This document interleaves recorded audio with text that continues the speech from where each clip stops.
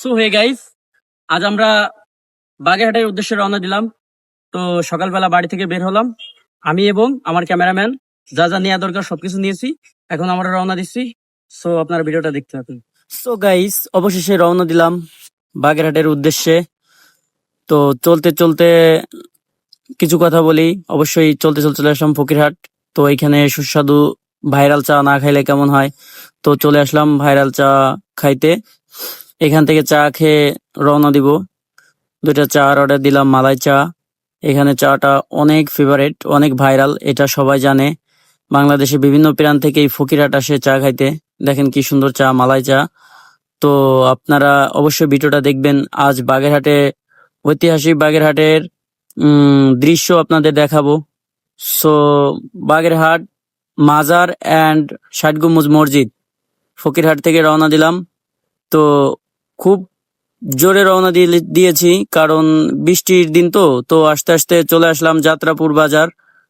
তো এই যাত্রাপুরে আছে আমার অনেক অনেক ভালোবাসার মানুষ এবং ফ্যান্স ফলোয়ার আছে। সো সবাইকে জানাই আমার পক্ষ থেকে আন্তরিকতা এবং ভালোবাসা। তো একটু যাত্রাপুর বাজারে দাঁড়ালাম। সো সবার জন্য ভালোবাসা রইলো।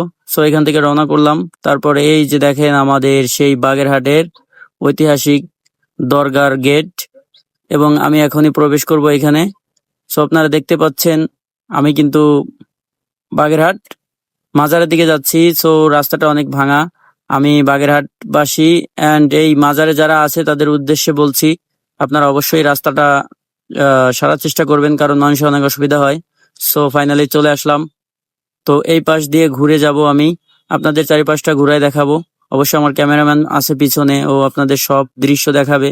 আমার সাথে কি হলো, কোথায় আমরা আসলাম, কি করলাম, এই ভিডিওতে সব দেখতে পাবেন।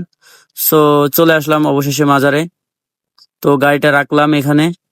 রাখার পরে এই পানিতে, এই যে যে বাগেরহাট মাজার, এই পানিতে কিন্তু কুমির আছে, ধলা পাহাড় অ্যান্ড কালা পাহাড়, ঠিক আছে। তো ধলা পাহাড় মরে গেছে, কালা পাহাড় আছে। সো আমি একটু নিচের দিকে যাব, দেখি কুমির দেখতে পাই কিনা। তো নিচের দিকে গেলাম, দেখতে পেলাম অনেক ভাই ব্রাদার গোসল করতেছে। সো এই জায়গাটা সবসময় জন্য কুমির আসে। দেখেন এর ঠিক এই জায়গাটা আমি অনেকবার দেখছি, অনেকবারই গেছি। সো আপনারা দেখতে পাচ্ছেন এইখানে কিন্তু এক ভাই সুন্দর করে মানে তার ওয়াইফকে পিক তুলে দিচ্ছে। যাক, ভালো লাগলো। আসলে আপনাদের এই ভিতরটা দেখাবো।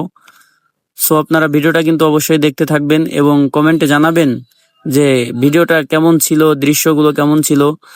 সো এই দিনটা কিন্তু খুব স্পেশালি ছিল, কারণ অনেক ভালোবাসার মানুষ আসছে অনেক জায়গা থেকে, মোংলা থেকে, তারপরে মোড়েলগঞ্জ থেকে, অনেক জায়গা থেকে। তো আমি এইখান থেকে রওনা দিলাম ষাট গম্বুজের উদ্দেশ্যে।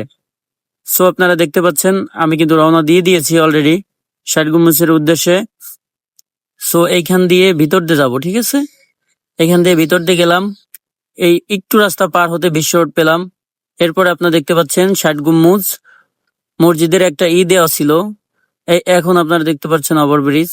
এই ওভারব্রিজ পার হওয়ার পরেই কিন্তু আমাদের ষাট গম্বুজ মসজিদ, ঐতিহাসিক বাগেরহাটের ঐতিহাসিক ষাট গম্বুজ মসজিদ, আমার প্যানের শহর বাগেরহাট শহর, ঠিক আছে। এইখানে এমন কিছু নেই যে নেই। সো গাড়িটা আমি গ্যারেজে রাখলাম।